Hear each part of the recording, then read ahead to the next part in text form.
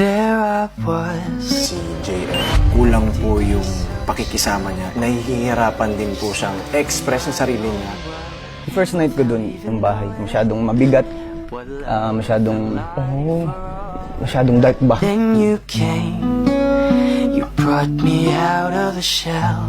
Biglang natahimik si JM ah. The world to me, and for there I was, so in love with you. Kasi gusto ko lang ipakita sa inyo na komportable ako kasama ko.